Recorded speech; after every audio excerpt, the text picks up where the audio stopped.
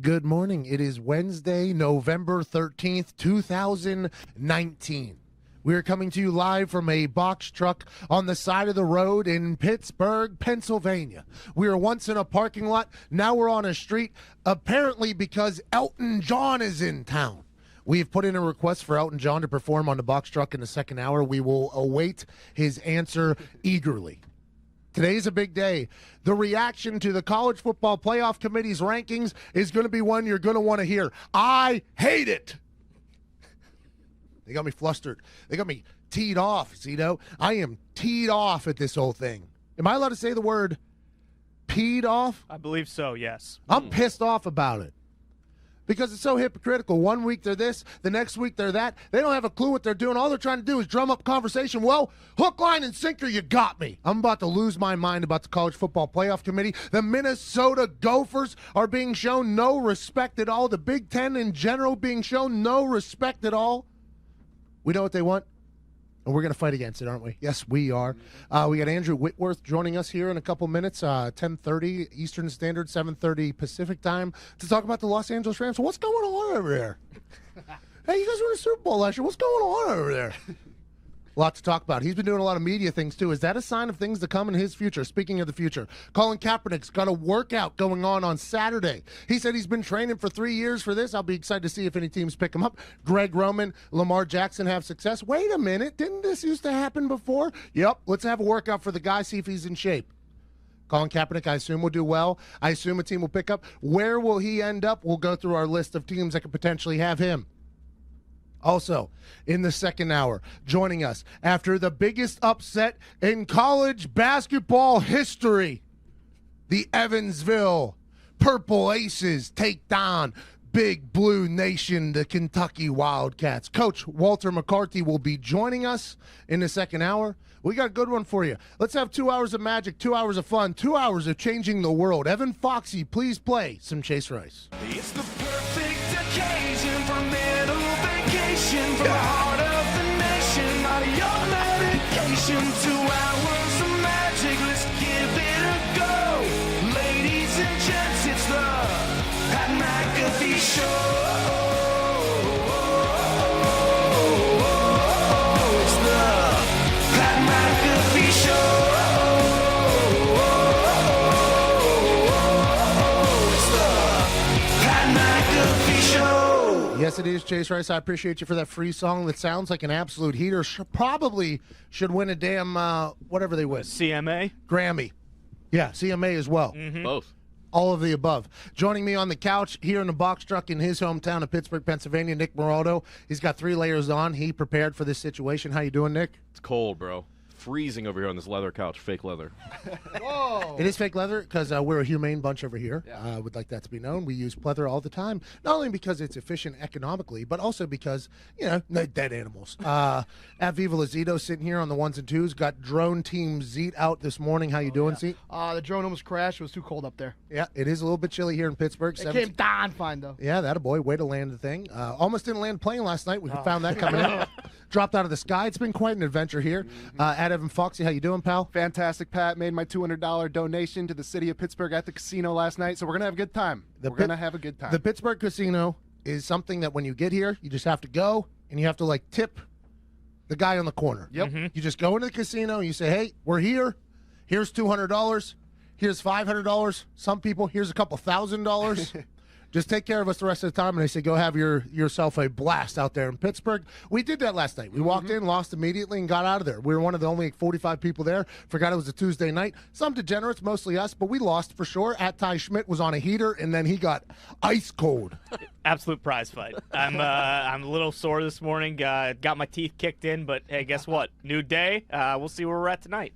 For those that were following along on social media last night, at the blackjack table, anytime you see a bus card, for those that are listening that don't know what a bus card is, in blackjack, the dealer must hit all the way up until 17. And they have one card up, one card down. So you don't know what the down card is. You're always supposed to assume that it's a 10, though, underneath. That's just smart blackjack. So if they have a 4, 5, or 6, or even a 3, that is what you consider a bus card, which means that they're going to have to hit themselves until they bust through 21. So if you're playing against that, all you're trying to do is beat the dealer. If you have a chance to split or double down when a bus card is on the table, in my eyes, you do it. Last night I was dealt 2 queens.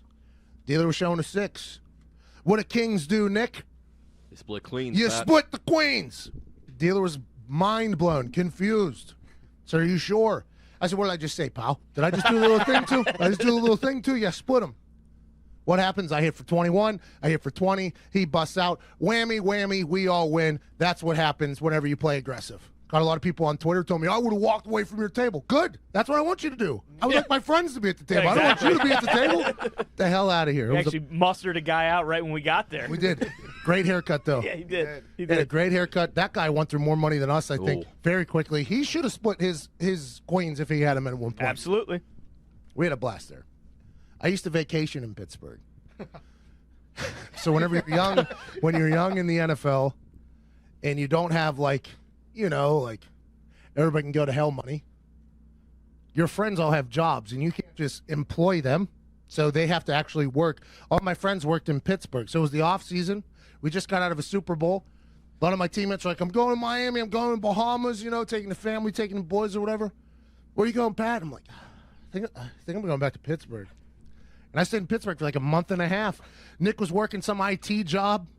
My other guys were working their terrible jobs. And then as soon as they got out, it was like a kid. I was like, all right, here we go. Now we're going to have a good time. Let's go get drunk down there on the south side. Let's have a blast. This used to be a place I vacationed. This is a place we grew up. It's exciting to be back here. Calling the Pitt game tomorrow night. More people in this box truck than will be in that stadium. But it's going to be an absolute blast. Let's move forward. Speaking of college football, Pitt was not in the top 10 college football playoff committee. Neither was the North Carolina Tar Heels. And to be honest, it feels like if you're not in the SEC, you're not going to live in that top 10 anyways. It feels like the College Football Playoff Committee, bunch of old whites in a room, very subjective, a lot of opinions, a lot of loyalties, allegiances to different things, making decisions in there. And yes, we're nowhere near the College Football Playoff. There's still a lot of football to be played. A lot of teams have to battle against each other. So this is all just fodder for conversation for people like us who stand in box trucks and talking to microphones. But I have questions on how, 1 week to the next, something can just completely switch in the brains of these old whites making this decision. Last week, top 6 was Ohio State at 1, LSU at 2, Alabama at 3, Penn State 4, then Clemson and Georgia. 2 Big Ten teams in the top 4, one of them being the number 1 team in the country, Ohio State. So then we go to this week. Fast forward 1 week. Number 1, LSU. Okay, so Ohio State wins by 95 points against a team, and they drop, which makes sense, by the way, because that LSU team goes into Tuscaloosa, goes into Alabama, and puts on a show and gets a win in a place that nobody thinks about. But Joe Burrow put on a show. Joe Burrow takes the lead in the Heisman conversation. Ohio State loses Chase Young. Doesn't seem like it matters, by the way. But they win by 90 and drop a spot. LSU gets a win. Close game against Alabama, moves up a spot. All right. Doesn't really matter if you're 1 or 2. It's probably the biggest win you can get in the regular conference play. Agreed, but then you're saying Ohio State had no chance of remaining at 1 then after last week. Nope. Right? There was Correct. no chance of Ohio State 'Cause remaining at 1. they won as impressively as they could have. And if Alabama wins, Alabama's 1 then, Ohio State drops to 2. Right. So Ohio State had 0 chance of remaining at number 1 for 2 weeks in a row. That's just going into that committee's meeting. They're like, listen, here's the deal. Ohio State's got no shot at being 1 next week. All right. So maybe there's no foresight. They're just judging completely on what's happening now. So Ohio State's 2. Number 3 is Clemson. Okay? Everybody knew that Clemson was going to move into the top 4. They were put at 5 last week. Everybody's like, how stupid is that? They had us giving conversation about how good Clemson is because all the conversation has been is that Clemson hasn't shown up. Clemson hasn't been able to do this. They put them at 5. They actually do a little PR tour for Clemson where everybody's like, what are you talking about? Put them in the top 4. As opposed to everybody like, well, they haven't played as good. Now it's like, what are you talking about? How are they number 5? They're the champions. Trevor Lawrence still going to be an NFL number 1 quarterback. Keep them in there. They're undefeated. What do you expect from these people? Clemson moves to 3. Then number 4 is Georgia. Okay, Georgia lost to South Carolina, had a close one against Kentucky. Now they're number 4, strictly because they're in the SEC. That is 100% the reason why they're at number 4 right there. Last week, they were at number 6. This week, they're number 4, so they're in the college football playoff. Looking right outside, looking in, Alabama at number 5. So I listened to Get Up. Ryan Clark, Maria Taylor, a lot of people were talking about it. Where Alabama just has to sit back and watch now. They don't control their own destiny.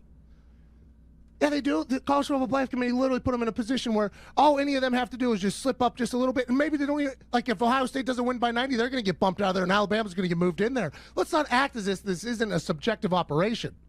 Now, granted, Saban and them have won a national championship when they weren't in the top 4 and they didn't win their conference championship and they go in there and do what they have to do. But every game counts, they say. Okay, you just lost to LSU. Is that Ohio State's problem? Or how about Minnesota? Minnesota isn't even in the top 6. That's the most egregious thing I've Utah ever seen. is at 7. Utah is at 7.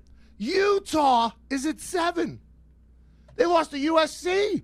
USC fired their athletic director. USC is a dumpster fire right now. USC used to be awesome. I agree. USC probably has a lot of money. I agree. But Utah lost to them. Utah. Minnesota's at 8. How do the Gophers, who beat a top 4 team in the College Football Playoff Committee's eyes just last week, they're like, oh, Penn State, they're our number 4 team. They're the best top 4 team in the country. Then Minnesota goes, okay, is that right? Is that right? Well, they're going to walk into our house right here in negative 17-degree weather, and we are going to absolutely put them right in the mouth. That's what Minnesota does. They're like, well, this is the biggest jump that any team that wasn't in the top 10 of the College Football Playoff Committee makes since they jumped up to number 8. It's like, well, that's just a bunch of malarkey. It is.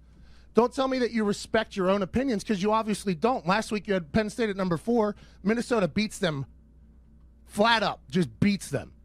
Now they're at number 8 with no chance of getting in. If they beat Ohio State, what do you think happens? They move Ohio State and Minnesota out. You move Alabama up. You have Georgia, Alabama, Clemson, and LSU. Yeah, three SEC teams for sure. So then the Big 10 doesn't matter. The Big 12 doesn't matter because Baylor's undefeated. They're not even in the top 10, I don't think. No, they're like 13th. So nothing matters except for the SEC? What the hell is going on here?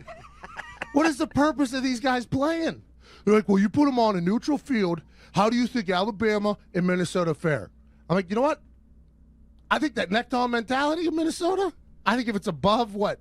If it's below 40 degrees, I think Minnesota might win by 60, to be honest. Well, and unfortunately, we'll never find out because these horses' asses, they won't put them together so that they can play on a neutral site. It's all such a joke. And then it goes Penn State's 9, Oklahoma's 10, Florida's 11, Auburn 12, Baylor 13, Wisconsin and Michigan. It's like, come on, dude. What are we even doing?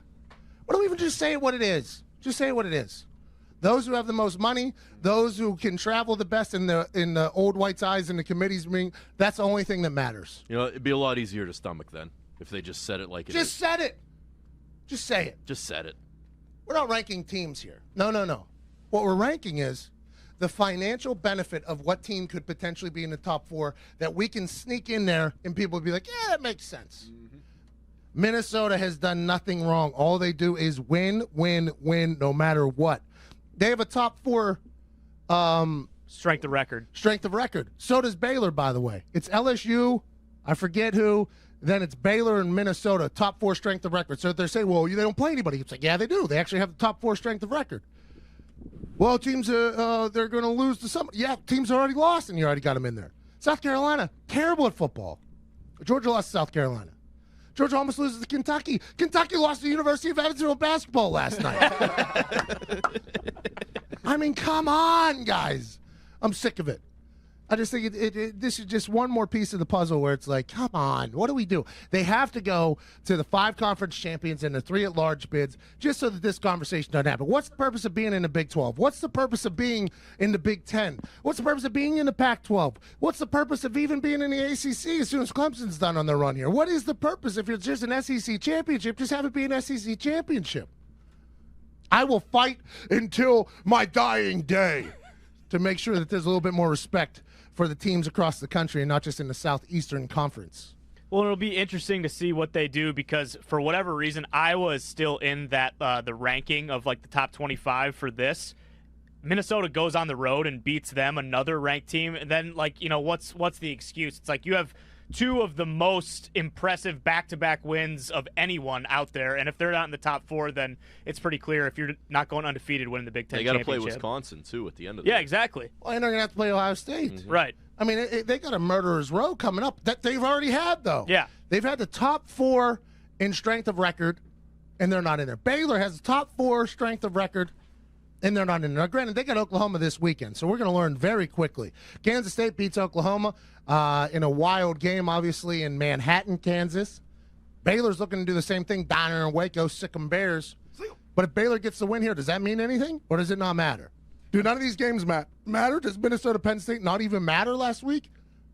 Like, what's the purpose? The College Football Playoff Committee is contradicting itself 1 week after it already said something. Penn State's number 4 team in the country. They just lost to Minnesota, who's already undefeated.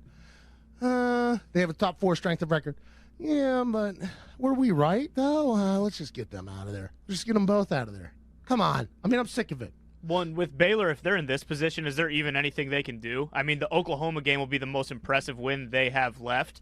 Like, that's maybe in the committee's eyes, that's more impressive than a Big 12 championship. Like, if they're that far down, I don't know if they have enough time to really do anything to make it into the playoff.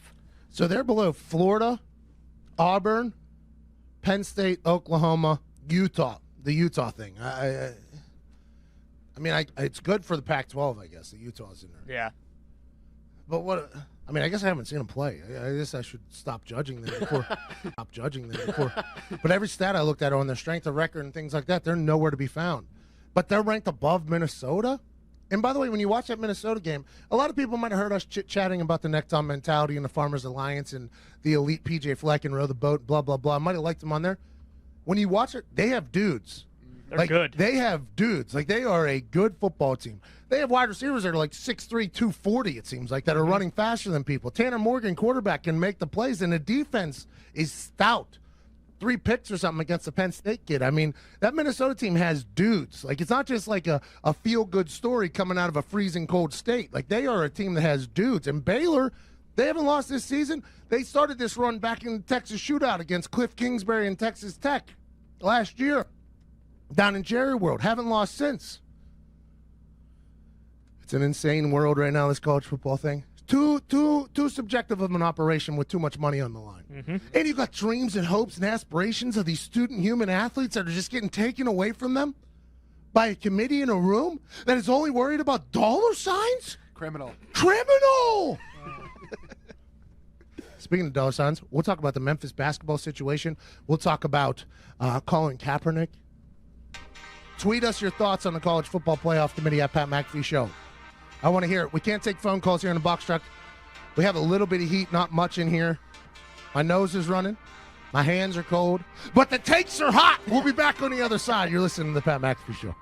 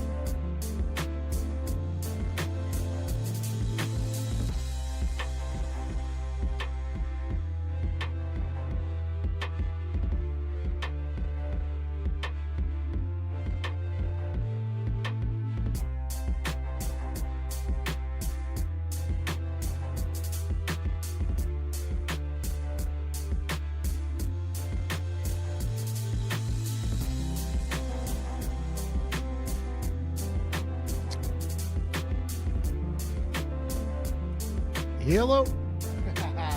Welcome back to the Pat McAfee Show. I believe we lost connection with just about everything outside of the box truck right now. Yeah. Have no idea if this is going out, but if it is, thanks for listening or watching wherever you're at. Some things are happening in the world. We just went over the College Football Playoff Committee rankings. We hate them, obviously. That's what we're supposed to do, though. If you have a brain, you're supposed to hate them. There's other things happening in the world, and it's time for a segment that is sweeping the globe. Notable news with Nick. Nick, what do we got? Last night, CM Punk made his return to WWE television, appearing on WWE Backstage. For those that don't know about this or don't know about the wrestling world, CM Punk returning to WWE television is massive. This is huge. There's been some tumultuous stuff that has happened over the last 5 years between CM Punk and the WWE. CM Punk, you might know him from the guy that got his ass kicked in an MMA fight. He was not that in the WWE. He was a champion. He was a stud. He was well beloved. He and some issues with executives got in the way of something that could have been very beautiful. He walked out. He left. Cold turkey, just walked out. Chance of his name rang through arenas for the next 3 to 4 years. CM Punk. Anytime something boring happened in WWE, CM Punk chance would start. He knew it. He heard it. WWE heard it as well. They continue to forge along. Then last night on WWE Backstage, hosted by Renee Young, Booker T, Paige, Samoa Joe, Mick Foley, and... Oh, that other guy? There was one other guy there. Oh, yeah, Adam Cole. Baby. Adam Cole, baby.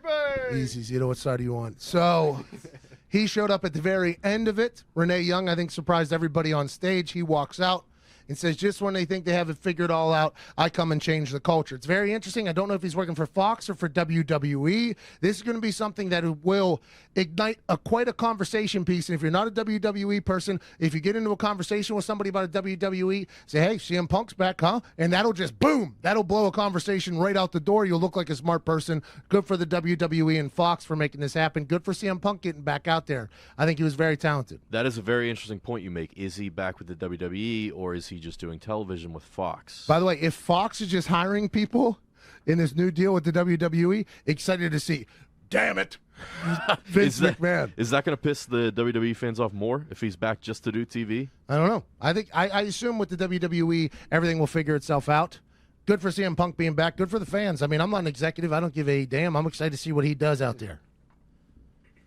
Memphis. Trouble in Memphis. They're pushing back against the NCAA with a restraining order against violations that possible coach Penny Hardaway maybe violated some rules as a booster before he was the head coach. Yeah, this is what that Wiseman cat, who's like the number one recruit or whatever. Yep. A big reason why the Memphis basketball team had the number one recruiting class in the country is because of this Wiseman Wiseman kid who's very good at basketball. The whole filing a restraining order against the NCAA is a beautiful thing. I think every college student should do it.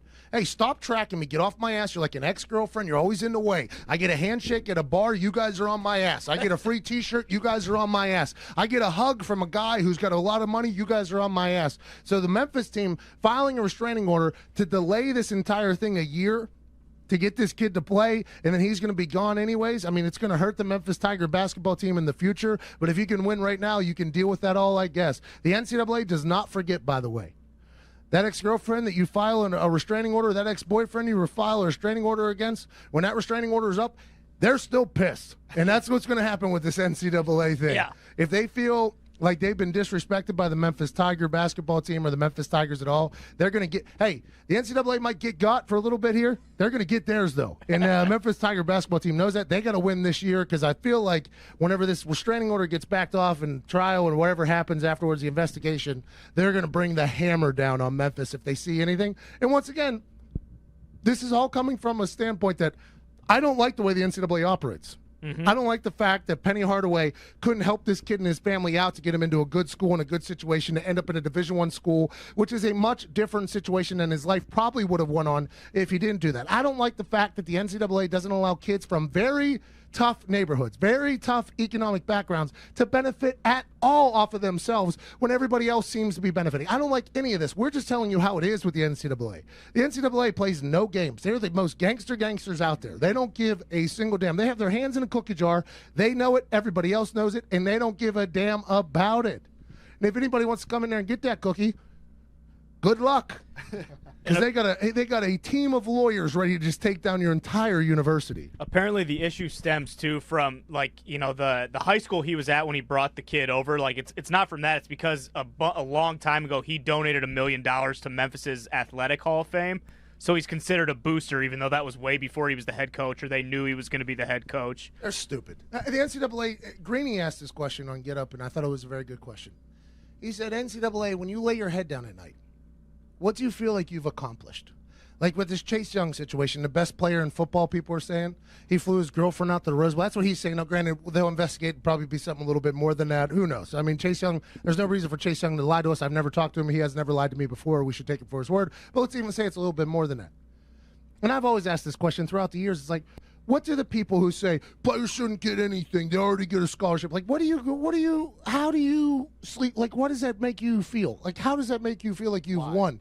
Like the NCAA, like, how does that make you feel good that you're suspending a guy a couple games in a season that is going to set him up for the rest of his life? Like, what does that make you? How does that make you feel good about yourself? Like, how are you?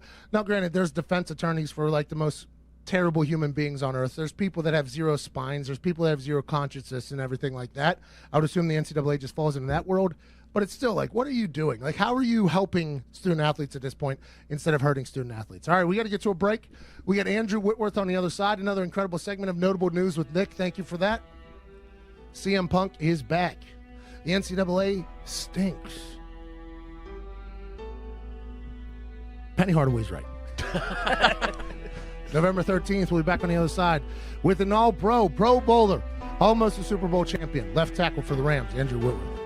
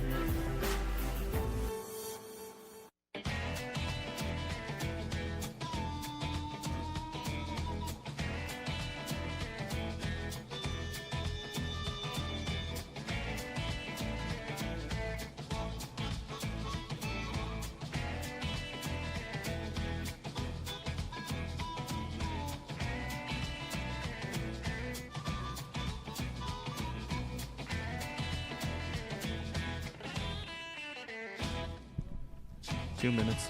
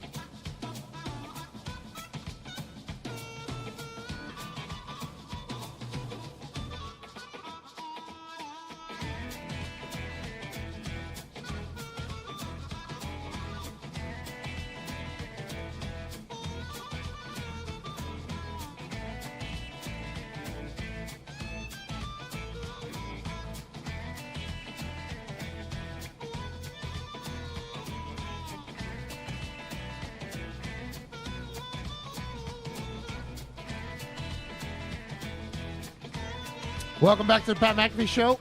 Joining us now via FaceTime from the City of Angels, Los Angeles. A guy who's been an All-Pro. He's been a national champion, a stalwart on the offensive line for the Los Angeles Rams. Ladies and gentlemen, Andrew Whitworth. Appreciate that. Hey, how are you doing, man? We're coming to you live from a box truck in Pittsburgh, Pennsylvania. It's freezing cold. How's Los Angeles? It looks amazing in there. You know what? It's beautiful. It's nice and sunny. Unfortunately, there's no rain anywhere in the forecast, but you know what? We're nice and dry out here. Well, nice and dry. I think you have to be feeling good. Your LSU Tigers are now sitting atop the college football mountain with the new rankings. How do you feel about that offense, Joe Burrow, and everything that's happening with Coach O and the Tigers? Man, it's a lot of fun to watch. I tell you what, it's exciting to watch those guys, just the passion and energy that Coach O brings. And, I mean, what a great story. A guy from Southern Louisiana, the head football coach of the LSU Tigers. I think it's got to be fun for anyone that just enjoys sports and enjoys football, just the passion that guy brings. Hey, I love it. Broke down the team in the middle of the field. The players went over in front of the recruits, told them, hey, you want to win, come down to LSU. And then obviously the live stream in the locker room afterwards. Swag is coming all the way back to Louisiana State. There's no doubt about that. He had some really powerful words there, and I think it resonates with guys that want to play ball and want to win. I agree. Okay, now I have to talk to you about the Los Angeles Rams, obviously. You're a face of that team. Last year, so damn good. Took the world by storm. Brand new offense. Sean McVay was a whiz kid. There was videos of him on the internet reciting plays from 10 years beforehand. The LA Rams had this team that was steamrolling everybody all the way to the Super Bowl, which is not easy to do. You lose to the dynasty ultimately. And then this year, there's been some real stumbles. A lot of people have pointed to the fact that the offensive line has changed. Is that the biggest difference, you think, between last year's success on the offensive side of the ball for the Rams and this year's lack of success? It seems at times. Yeah, I think if you say just offensively, you look at the team, obviously, you change, not necessarily just the change, though. Yeah, you got young players playing in there, but you also lost two really vital and great football players. I mean, John Sullivan played in this league for a long time with the Minnesota Vikings and a short stint in the Redskins and then with us, and was a heck of a football player for a long time and was a part of their big rushing success when he was there. And then, Roger Saffold's a guy that, even when the Rams weren't having success, I don't think there's anybody in the league that didn't always respect the way that guy played the game and how good of a football player he was. So to lose two guys that aren't just losing pieces, but also great football players, there's going to be a growing period and a time when, you're going to need things around you to be better. And we haven't had that, as a team. we haven't been, as good as we were last year in all phases, not just offensively. And so that really puts that emphasis on the line to have to be that much better. Yeah, the game is won in the trenches. It doesn't get talked about enough. You guys never really get enough credit as you should. Offense, defensive line, that's how you win games in the NFL, especially late. Now you're getting into the later part of the season here. Everybody's ruling out the Rams, but every time Sean McVay speaks into a microphone, he's very positive. He's like, hey, we can turn this around. We just got to get better from it. What has been the mindset in that locker room for the Los Angeles Rams?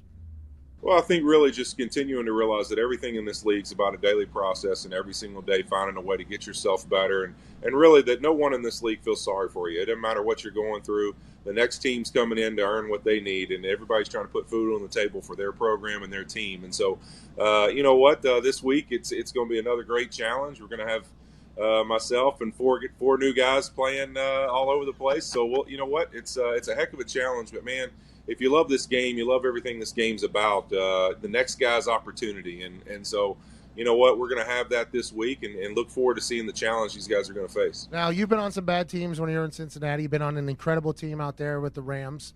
Whenever you have four new faces to work with in a unit that has to be cohesive, are you like taking these guys out to dinner? Is there a lot of hangout time and during the day? Like, how do you build a camaraderie with a group of humans that have just been ever-changing every single week?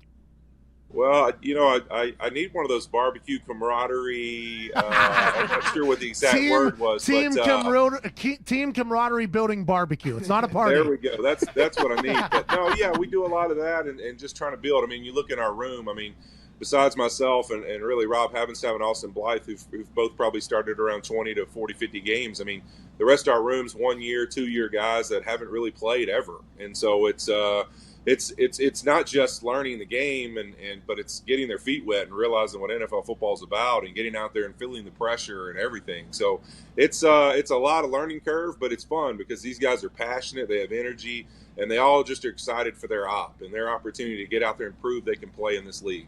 I know you have to get to work here soon, and we're very thankful for your time here on this beautiful Wednesday, November 13th.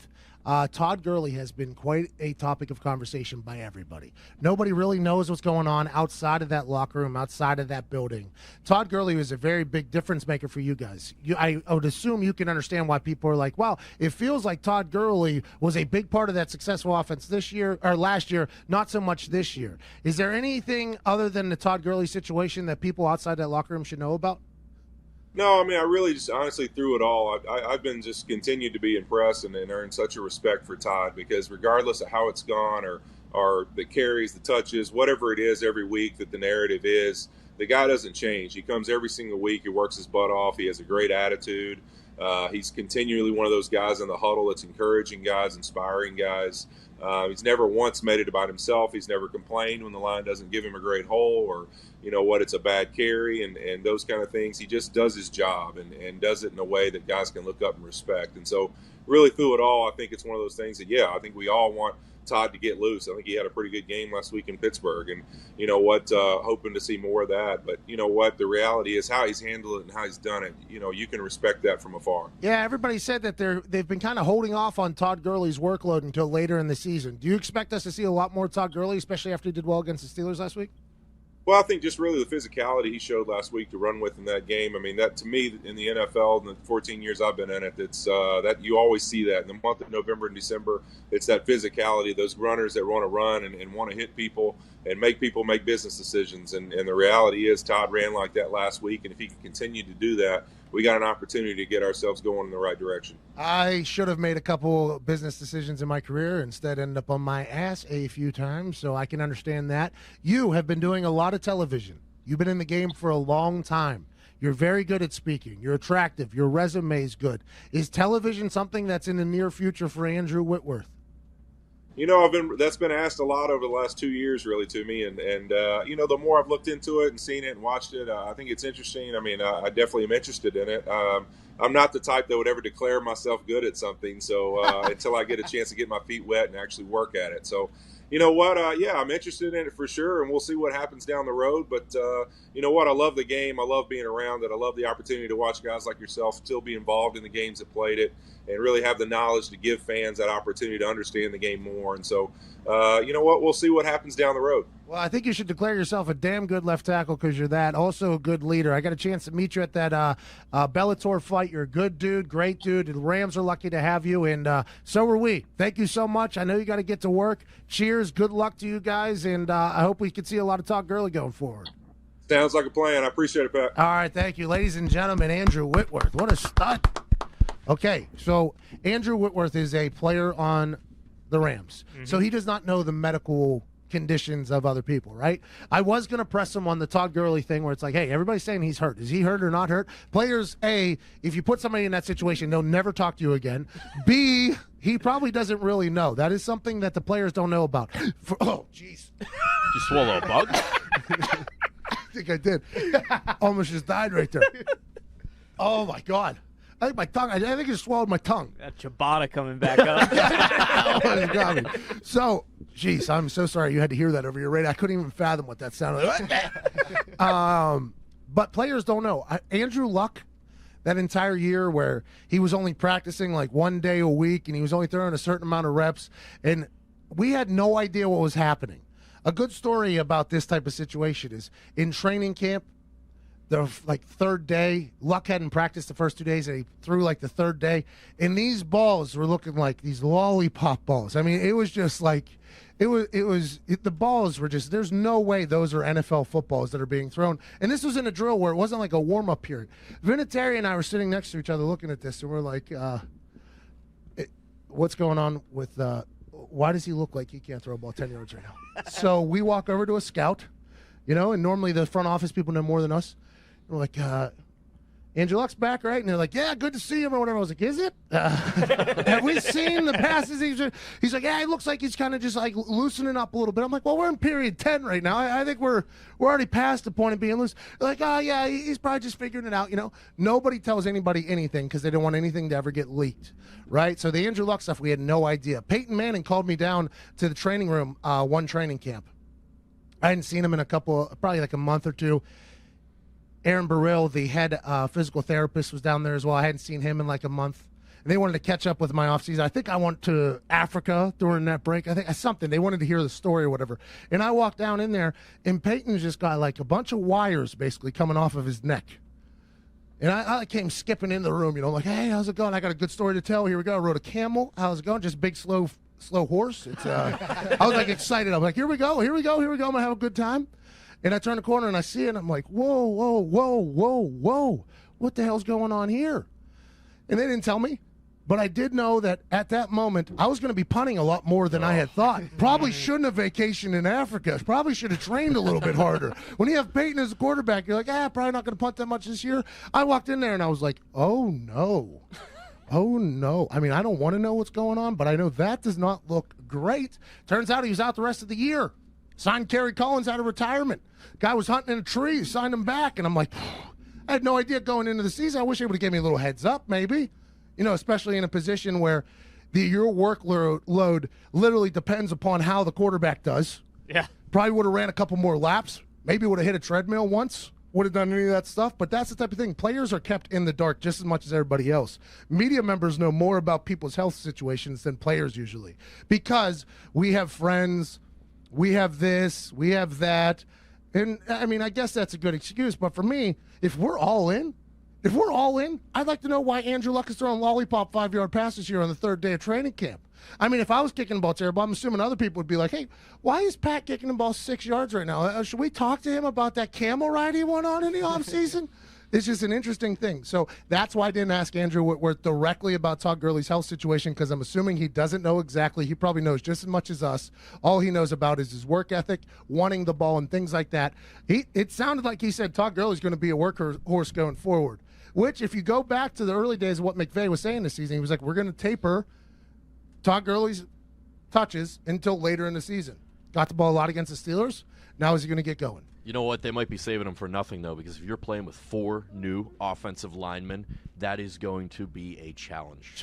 That's going to be tough. Also, just that shows the disadvantages of doing that. Like, they're basically out of playoff contention now, so they saved him for nothing, essentially. Yeah, well, they'll probably still beat the Bears, but then... Oh, come on! Okay, speaking of the Bears, Colin Kaepernick this Saturday doing a workout that the NFL has put together.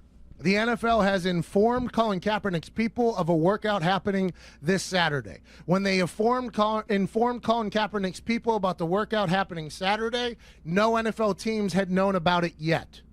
So someone in the NFL office got some calls from a couple different people, obviously, which doesn't sound good for the NFL, by the way, if teams are looking to sign a free agent potentially and they're calling the NFL office. So that makes me ask a question, like, does that happen when they sign everybody? Do they have to call the office to see if you're allowed to do that or not? Or maybe the NFL office is just like, hey, it's time for us to make this right. I mean, there's two different particular ways you can look at this. Anyways, the NFL calls Colin Kaepernick and says, hey, this Saturday in Atlanta, you have a workout.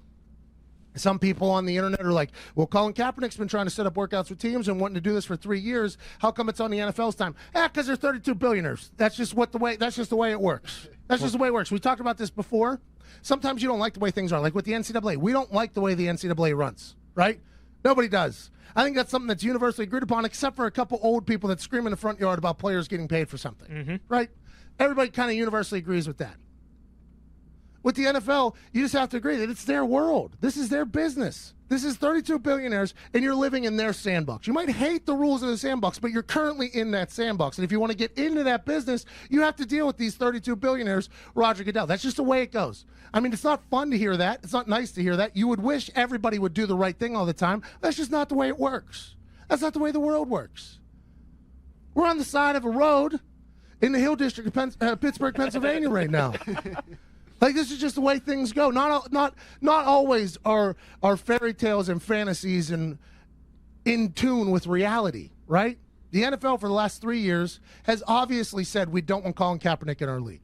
The NFL for the last 3 years has obviously tried to put a Band-Aid on the situation by creating this players coalition and donating money and doing all this. They're trying their best to make it right.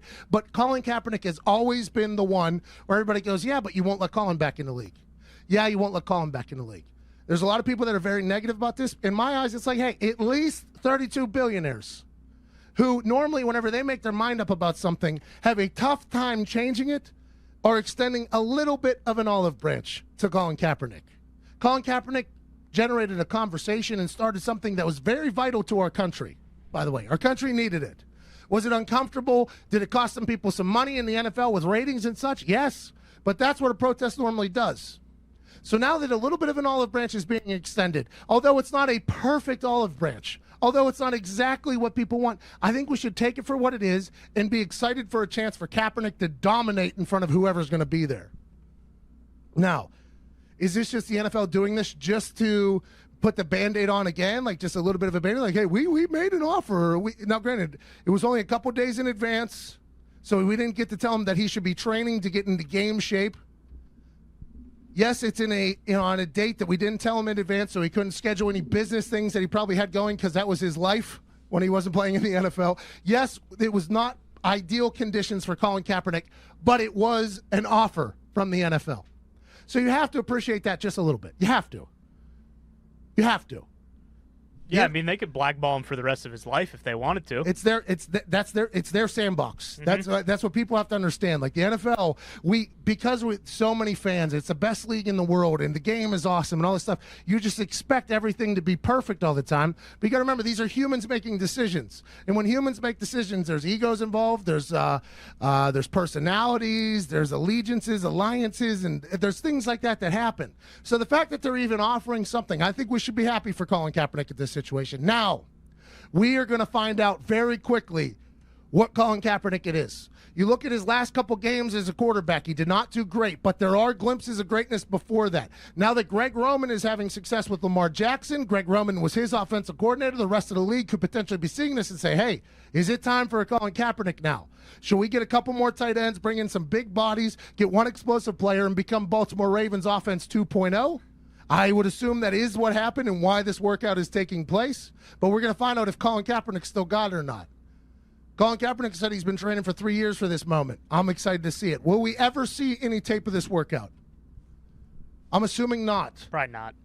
The timing is incredibly convenient. I mean, you mentioned it with the success Roman's had and Lamar Jackson and everyone looking at, oh, could we find the next Lamar Jackson? You said there is no next Lamar Jackson, at least not yet. Kaepernick's probably the closest. We don't know. By the way, nobody knows how Colin Kaepernick's going to do. Yeah, it might stink now. He might stink. By the way, his last couple games as quarterback, he was not great. But maybe he wasn't being utilized in a proper fashion. Maybe he was just having an off year, which happens to people. Maybe all these things. We get to learn a lot now for this workout. And don't put it past the GM or a coach who I don't think are going to be at this workout. By the way, on Saturday, there's games on Sunday, and there might be a couple bye-week coaches and GMs there. There might be something like that to come check it out just to kind of poke around, see what's going on. But don't put it past the coach being like, can we not sign him and make our team immediately better? Chicago Bears. Come on. Can we not sign him and get immediately better? Detroit Lions. I just don't think a broken back heals itself. I just don't think if you can't play because of a broken back, 7 days later your back's going to be like, yep, we're good now. Let's play. I just don't think that's how it works, which showcases how incredibly tough Matt Stafford is. True. He was putting up numbers that were godly with a broken frickin' back. But did that thing just heal in 7 days to go from not being able to play? I just don't know. You got a guy, though, on Saturday you could sign as a free agent. I'm not sure how much money it's going to take. We can get him in there, Matt Patricia. Jeff Driscoll almost took down the Bears with no practice at all. He wasn't close to taking down the Bears. We haven't had a I think quarterback. we ride So wasn't even against- close to taking We down the ride Bears. with Jeff Driscoll against the Cowboys with a week of practice. We beat the Cowboys. See you later, Jason Garrett. Well, you're not going to sign Colin Kaepernick on Saturday to play Sunday, so that made no sense. But it's Wednesday, November 13th. We'll be back on the other side. University of Evansville coach McCarty's here. You're listening to the Pat McAfee Show from a box truck in Pittsburgh, Pennsylvania.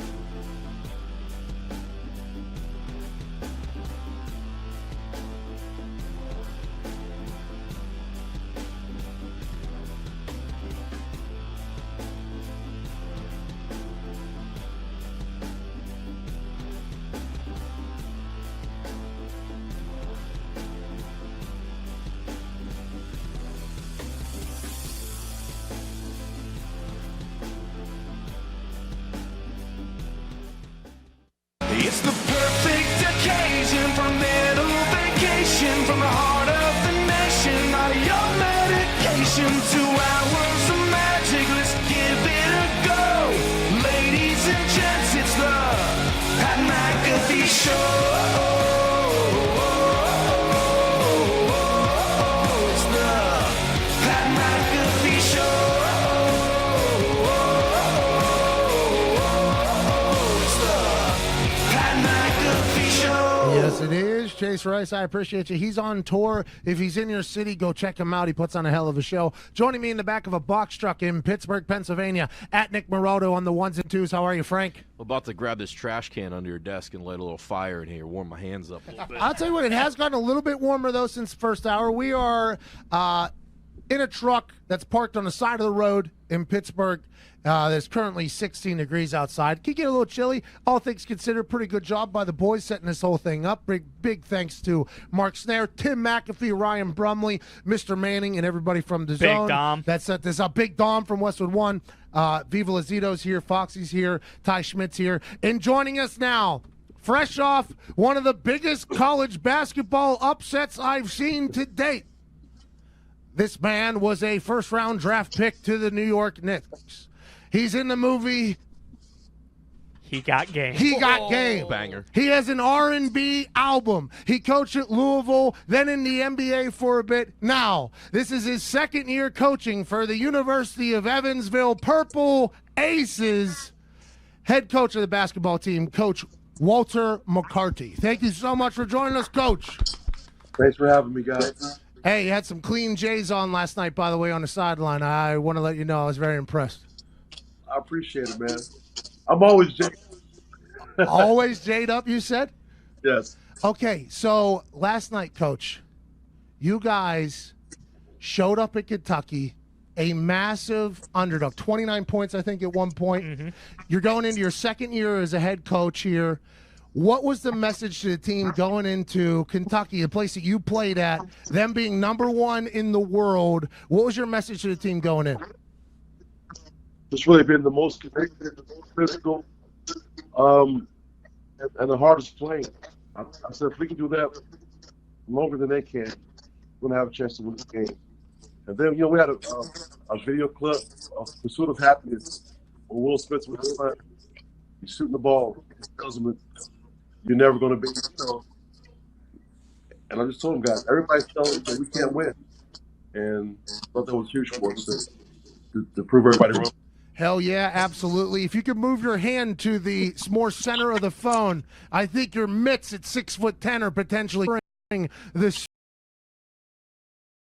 yeah, but so you said if we could be the toughest team, the longest, we can get a big win. There was no talk about the mentality of going into this David and Goliath, what everybody else was painting situation. It's just like, hey, this is another day for the boys. Not really, man. We have guys.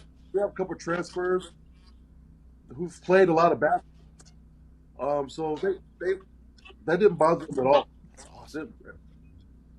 That's absolutely awesome. What was the message afterwards? Did you tell them to enjoy the hell out of this? There's not a lot of moments like this. I mean, that moment is something that you cannot replicate for the rest of your life, probably. That big of a win, shutting down an entire internet overnight. Bang, that doesn't happen on a regular basis. What was the message afterwards? Yeah. With 7 minutes to go, I told them, enjoy this moment. Let's have some fun, right? This is what we wanted. And after the game, really just guys were connected. We can do anything, and enjoy this night. And let's get ready to prepare for the next game, and not let this big win take us away from accomplishing our goals. That's a magical thing. What was the reaction from the players? Any awesome speeches or moments on the trip? Anything like that? I think the coolest thing. So we give out a toughness award belt. We got this belt that's like a WWE belt, right? And it's really nice. And it was so crazy last night, I forgot to give it out. So on the bus ride back, maybe 2.5 hours into the ride, Sam Culliff comes up, Coach, him and DeAndre, we want to see you in the back. I said, all right. I'm thinking they're going to have a day off or something. So I'm walking back. They're like, Coach, you're always talking about toughness. So I'm thinking, Okay, they saw me crying on TV. They saw me get a little emotion after the game. But then they come out and say, Coach, you got the belt tonight. Oh! So they gave me the belt. I didn't expect it. It was awesome. It was awesome. Is that belt near you right now? No, it's in my car. Oh, my God, Coach! Coach, you got the damn toughness belt. A big magical moment on the bus. Hey, but I wore it all last night. So, it was awesome. It sounds like you got a team that is very tight down there. What are the goals for this year? You were 11-21 last year. You got a couple transfers, things that turned around. You get a massive win now. What are the goals for the Purple Aces of the University of Evansville? So we want to finish in the top 4 of our league and have a chance to win our conference tournament and get to the tournament. I think if we can do that, that'd be huge for our program and what we're trying to do here.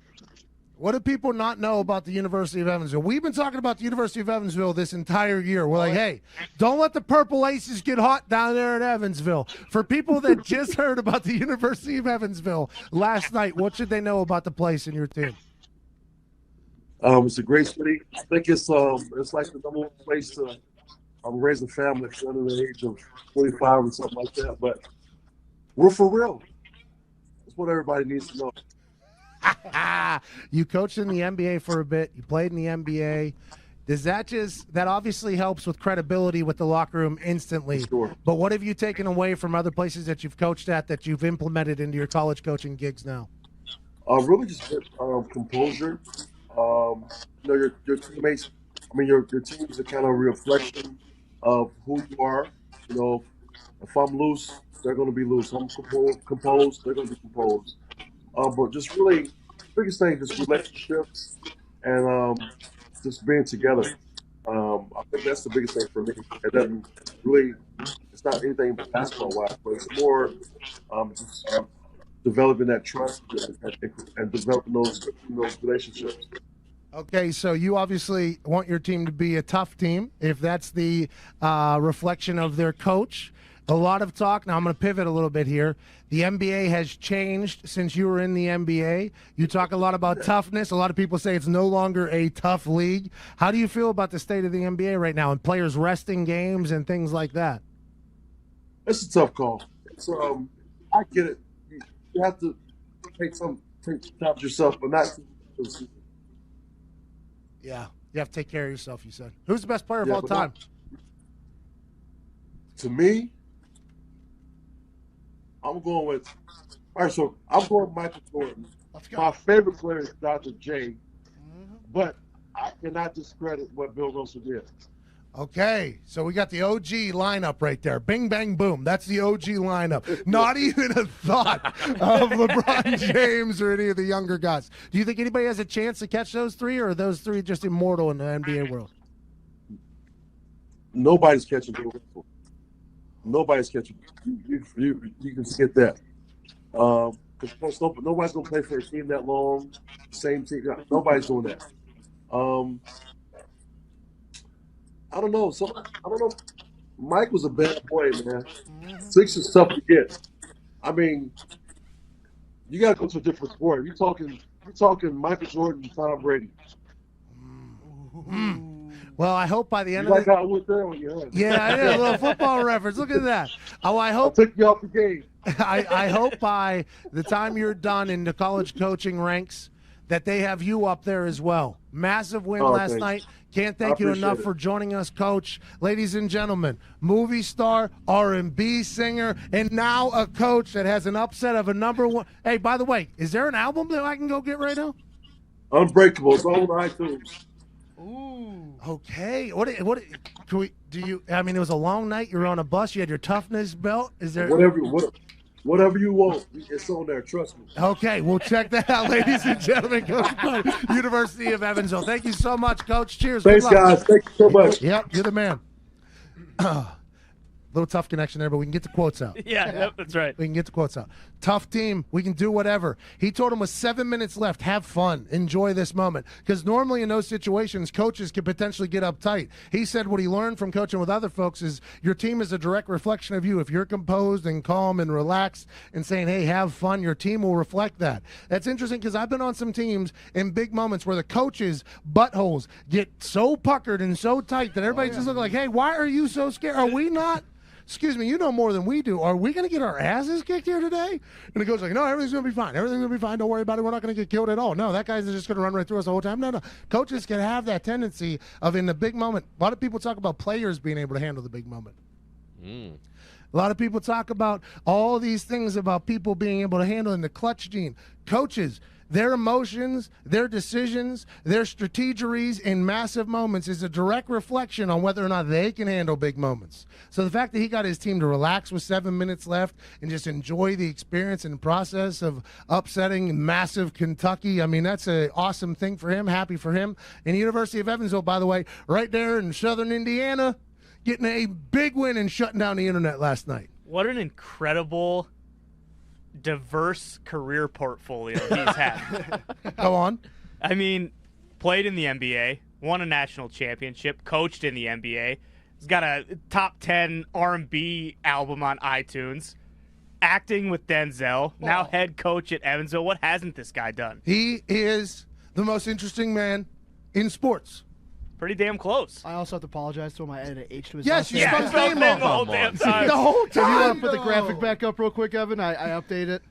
Yeah, but how? There it is. Like if we Just make rip, sure. The asterisks on it. unbelievable. Just like the Houston Astros. People, I mean, he saw it too, right? Because he's faced No. We fixed that problem, so you can't see it anymore. But see, you'll see it post. I was looking at it the whole time, and we don't have the technical ability to be like, hey, did I get the name wrong, or did you? And I should have. I mean, I had faith in me against Zito, obviously, but I mean, just completely disrespectful to a guy. I Our know. entire interview was, hey, nobody's heard of you until last night, and then you just disrespect the guy. I just sent him a message. I apologize personally. He showed love to Jordan, your guy. I He's know. backing you there. I thought he was going to say LeBron. That's why I misspelled his name. Interesting, because he played in the Jordan era. He did. Unbelievable. I thought you hate him. I mean, it's tough for people to take our company serious. We're on the side of a road in the Hill District of Pittsburgh, Pennsylvania. Okay? We have a little bit of heat, not much. Oh, yeah. We're in a box truck. It's on me, guys. And you spelled the damn guy's name wrong. In my defense, I just added an extra letter. I didn't spell it wrong. This is outrageous. Because now whenever we put the videos up on there, can't fix it. Who's Walter McCarthy? He, McCarthyism? he appeared and he got game. That's the only information he put. He doesn't even put that he's the University of Evansville. Heard it both ways. We got to get to a break.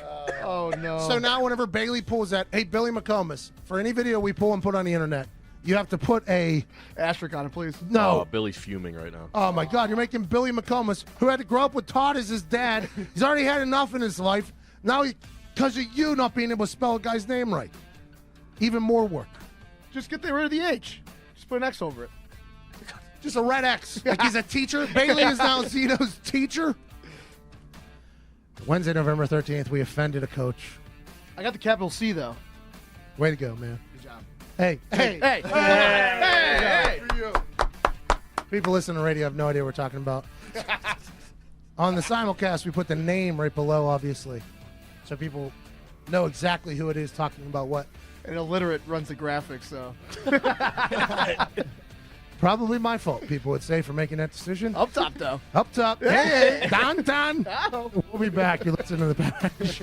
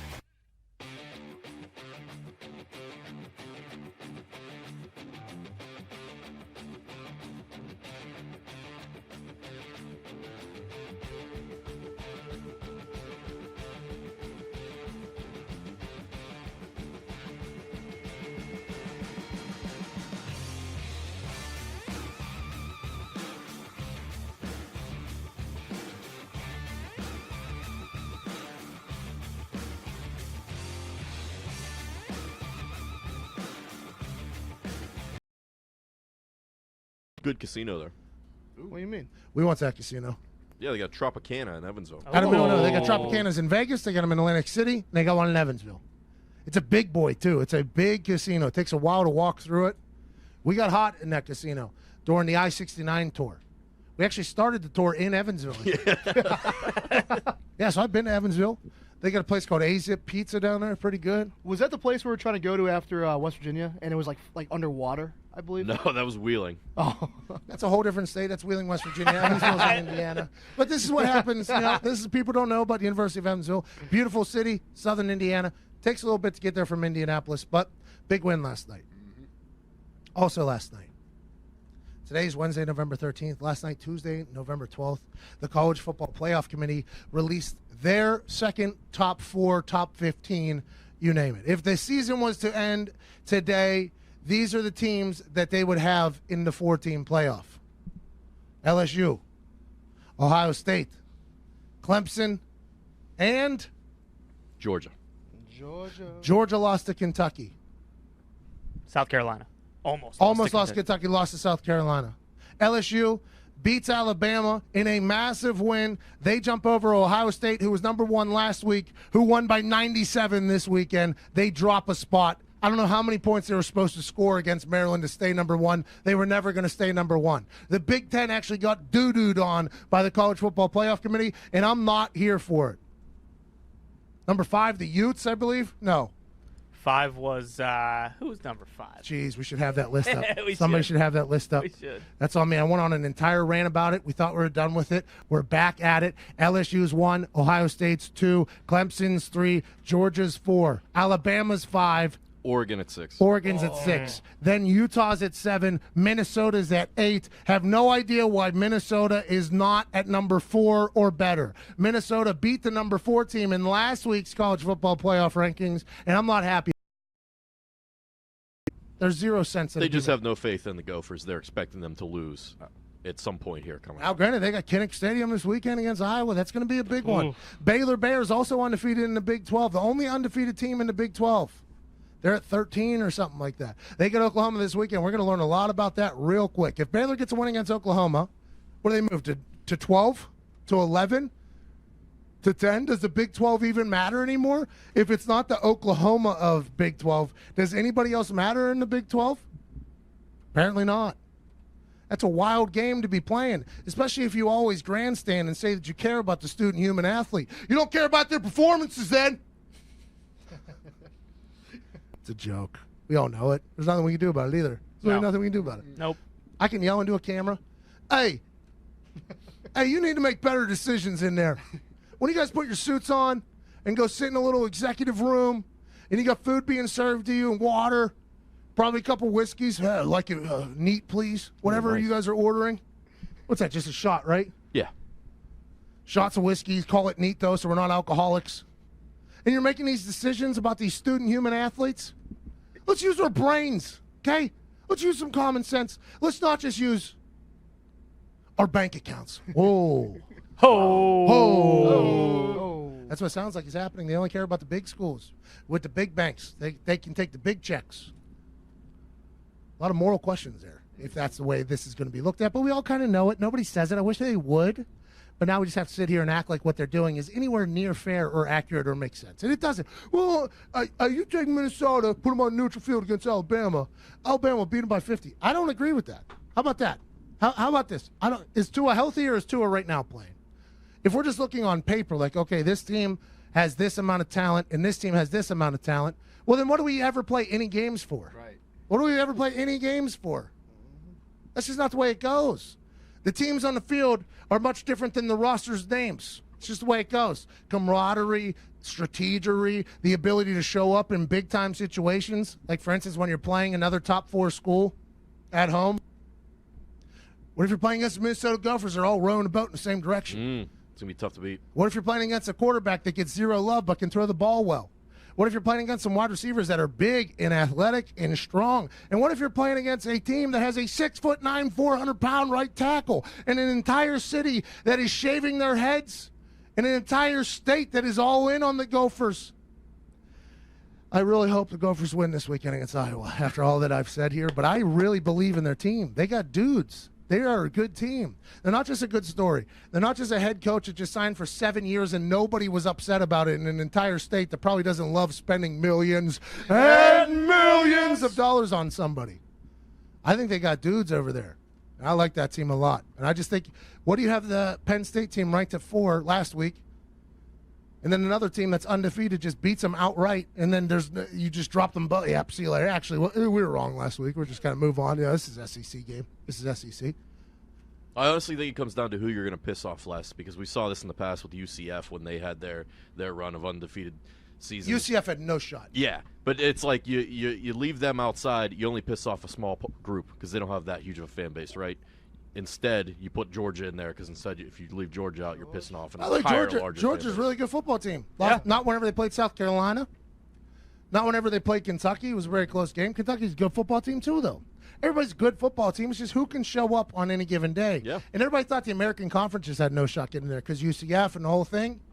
Now it's a Big 12, Pac-12, and even parts of the ACC. If it's not Clemson, it doesn't matter if you're a Big 10 even. Right now is getting kind of shy. If Ohio State, if they only win by 30 against Maryland, They're dropping out. they're dropping out of the top 4 probably. It's incredible. It just makes zero sense how any of it works out. But, hey, that's why college football is awesome. You never know what's going to happen. And at the end of the day, some people are going to make decisions. You're going to go, well, what the hell are we doing that? And then the playoff comes, you're like, oh, these are great football games. Let's keep it moving, and we won't talk about it until next year when this happens. I think part of this whole system, too, is that people want to see matchups that, like, you wouldn't traditionally get to see otherwise. Like, and what it's just turned into is, we just get another LSU, Alabama, LSU, Georgia, Alabama, Georgia. Like, I get it. Those are good games, but also a lot of people would want to watch Minnesota and Alabama play each other because you're never going to see it otherwise. If it's going to be a good game, which I think it would be. Right. Like, I think Minnesota has a real team. That's why I think this argument that we're making is valid. They're undefeated, and they have a very good football team. And if they don't have a very good football team, how'd they beat the Penn State team that you had at number 4, who actually had a pretty good game? Just doesn't make any sense. So Ohio State's ranked number 1 last week. They win by 70, but they drop to 2 because LSU gets a. There's not a lot of winners walking out of that casino. 0 winners. I haven't seen a single person walk out of that casino with a smile on his face. I've been going to that casino since it opened. I think I was there day 1. I don't think I've seen a lot of people walk out of there with smiles on their face. But that's what you got to do when you come to Pittsburgh.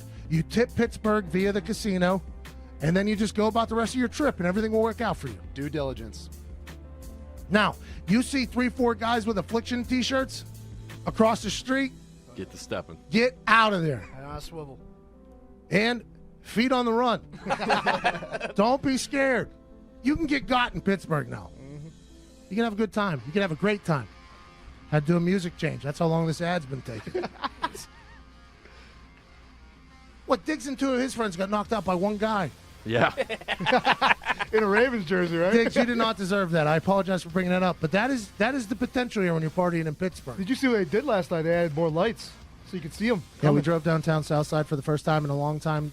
Downtown Southside at one point had a world record for the amount of bars in a area. Per person, yeah.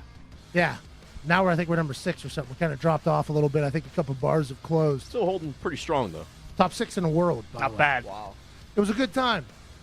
2, 3 a.m., though, you keep your head on a swivel. You're trying to get a gyro? You better look out for the affliction shirts. Because when that affliction gang comes strolling through, anybody can get it. Hey, how's it going? Piece of pizza? You think you're just going to get a piece of pizza and that's it? No, no, no. You probably took a piece that somebody else wanted. You got to clear the air with everybody. So you got to walk around with those boxing headgear. I'm taking this crust. Yeah. I'm taking the corner piece over here. Is that okay with everybody in line? Yeah, all right. I'm going to take that. Great city, though. Hey, Lovely city. Grit, toughness, good steal. hardworking, blue collar. I'm lucky to be from Pittsburgh, Pennsylvania. It's taught me a lot. And I'm also lucky I've never got knocked out on Southside. That's the big one. I've been walking down the street and got like skipped over. It was like a duck, duck, goose thing for the guy next to me to get knocked out. That might be a bigger prize than winning at the casino, not being knocked out. Ooh. That's why you go to the casino and lose. so you don't get knocked out. That's a beta mentality, but I think it's an accurate one. I think it's an accurate one. I don't think I would have fared well in the No, old guys like Pittsburgh you get City knocked out. with my skinny jeans walking around south side. I think you would have done okay, man. Listen, I think the vibes you put out, normally the vibes you get back. I normally was skipping through, you know what I mean, just having a good time. Hey, everything's all right, guys. We just had a great night out, did we not? I mean, what, I had 400 shots for everybody? We're in a good spot. And every once in a while, though, you see that guy with, like, the mean mug, and then some group of friends, oh, that guy thinks he's tough over there? Well, that guy can't even put his feet together. Whack! Night. Head on a swivel. So now they have a lot more lighting down there. I think they're trying to change that whole vicious cockfight mentality at like 2, 3 a.m. Yeah. Not my Pittsburgh. Sad read. A recent Gallup survey shows that Americans in Pittsburgh worry more about blindside shots to the jaw. In the mouth. I'm painting it in a bad way. It's not like that. But if you're out at 2, 3 a.m. in Pittsburgh, it is like that. I mean, the other 23 hours of the day, good times. But boy, there's probably a world record in there somewhere that just hasn't been had adjudicated on that south side, Carson Street. A recent Gallup survey shows that Americans worry more about burglary than almost any other crime. By the way, my pocket has been vibrating. I'm getting text messages. Normally, this doesn't happen during the show. I would like to know if this is Simply Safe calling. A recent Gallup survey shows that Americans worry more about burglary than almost any other crime. More than mugging, more than terrorism, more than car theft and even murder. According to studies, just over 10% of break-ins are planned beforehand. The rest are spur of the moment, crimes of opportunity. In other words, random. Did you know that most break-ins happen between 6 a.m. and 6 p.m. in the middle of the day? Did you know that? What? Yeah. And the crazy part about all of these stats is that only 1 in 5 homes have home security. That's because most companies don't make it easy. No, they don't.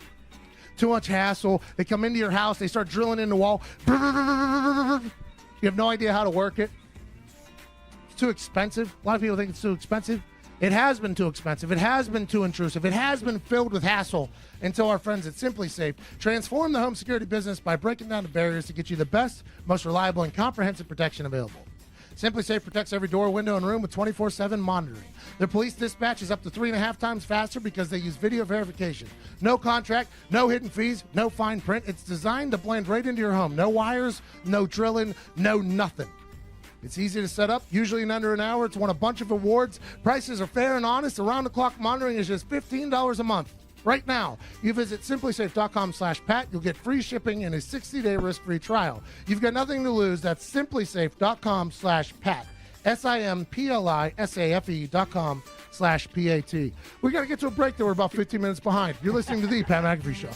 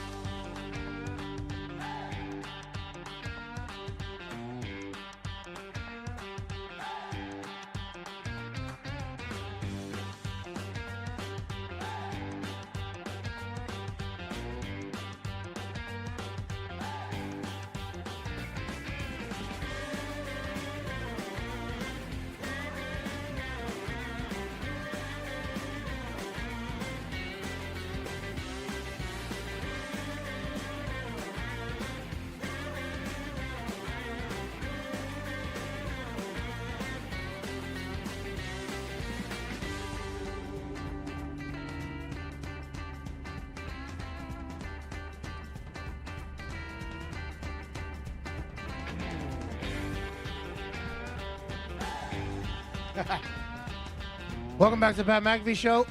Parked on a hill, so it's a little bit of an incline here. Wrapping up hour 2 here, which is the final hour of the show. We've had a good one here. Coach Walter Mccarty came on the Pat McAfee Show. After the big win from last night, Andrew Whitworth joined us. Expect a lot more Todd Gurley coming up, is what it sounded like. Didn't ask him about the injury because I'm not sure players know about that type of stuff. Also, didn't want to just make him hate us forever for putting him on a spot like that. But he told us he's enjoyed the way Todd Gurley has handled it all. He's looking forward to a television career. He's intrigued by it in the future.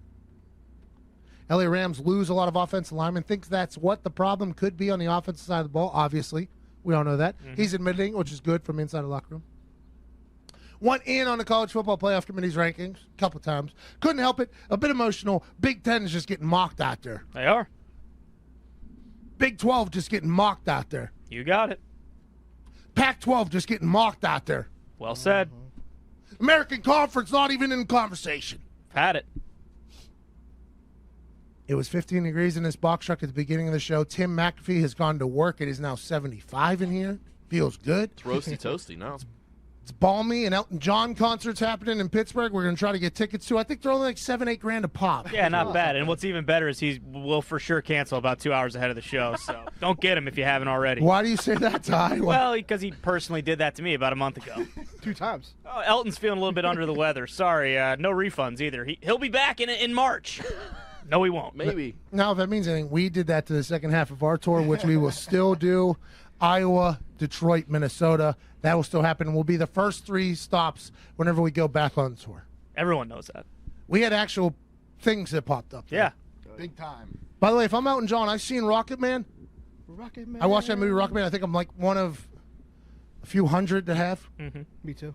You watched it too, Zeke? Oh, yeah. Sad life for that guy. Very sad. Great at the piano, though. He can really twiddle the fingers there. Oh, yeah.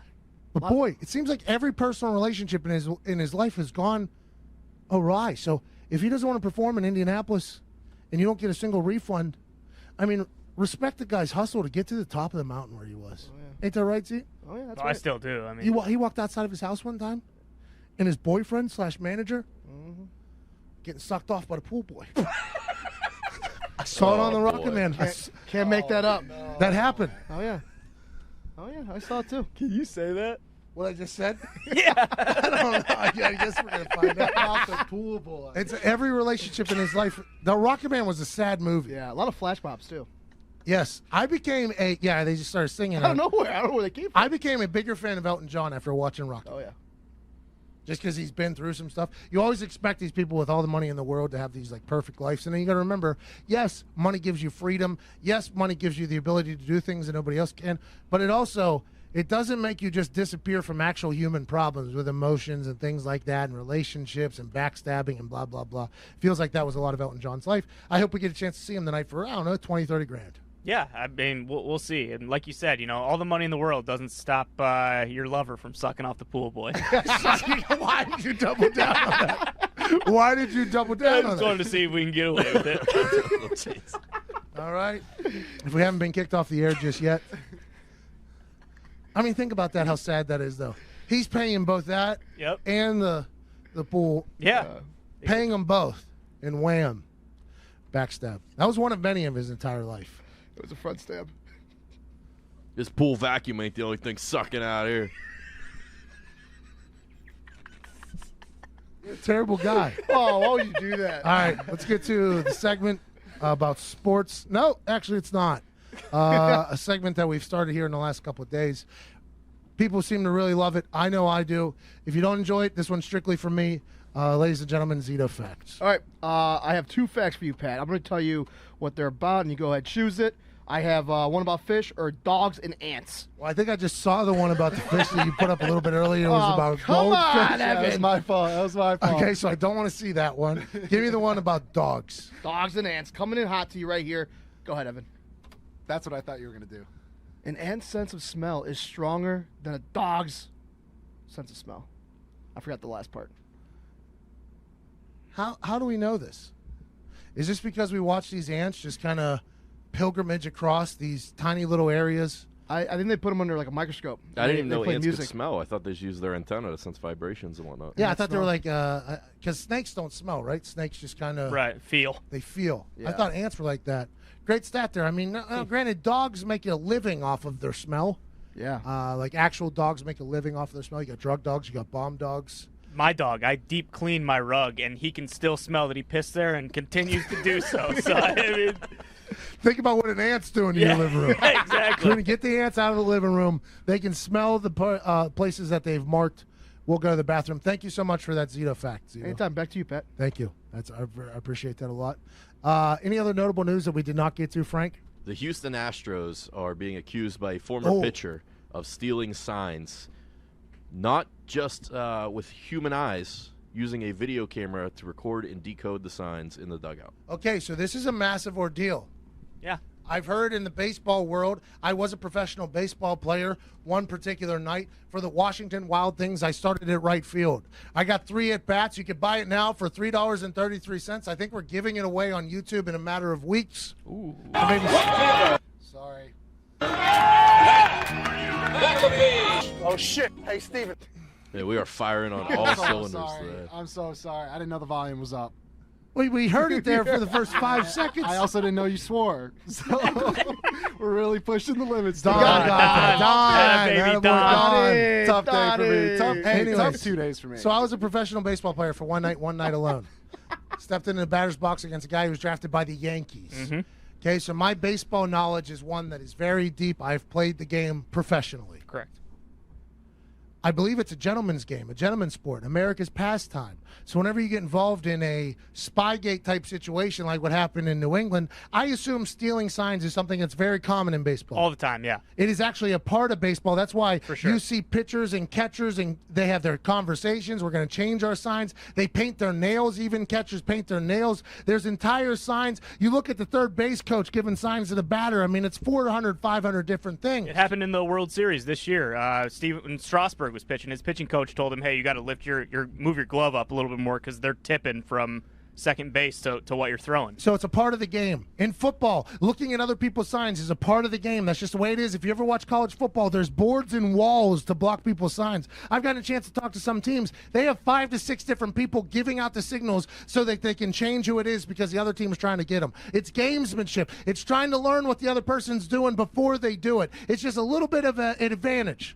But anytime you bring in a camera, that's when you lose people's respect. Because not only are you doing it in real life, utilizing your own brain, you're taking other people's brains to study it and break it down and give the whole thing. That's whenever people get upset. That's why Spygate for the New England Patriots was such a big deal. Because, yes, every other team was like, let's not go after them too hard. I mean, we're trying to look for signals too. I'm not sure everybody else was recording it. Let's assume others were. Not everybody, but I assume there was some that were. But that's why it was such a big deal, because it loses the integrity of the game and the gamesmanship of being able to figure it out yourself and decipher it. That's a weapon if you have somebody that can decipher signals.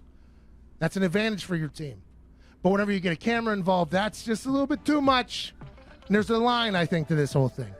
Houston Astros, guy named Greg in the suites. He was probably running the camera if I had to guess. Yeah, nothing new. Their front office is loaded with scumbags, so this doesn't surprise me at all. Jeez, that was an aggressive take. Well, they actually are. Yeah, it's not wrong. It's 1,000% Was true. their system GM just got fired? Yeah, I got fired, yep, for some unsavory comments.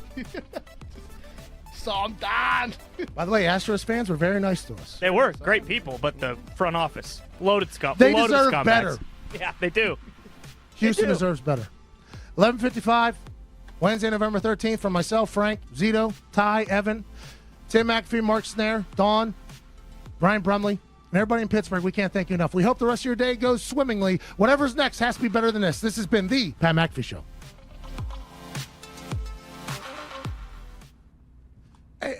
My bad. Hey, Dawn, can we play Sucked Off? Can we say Sucked Off?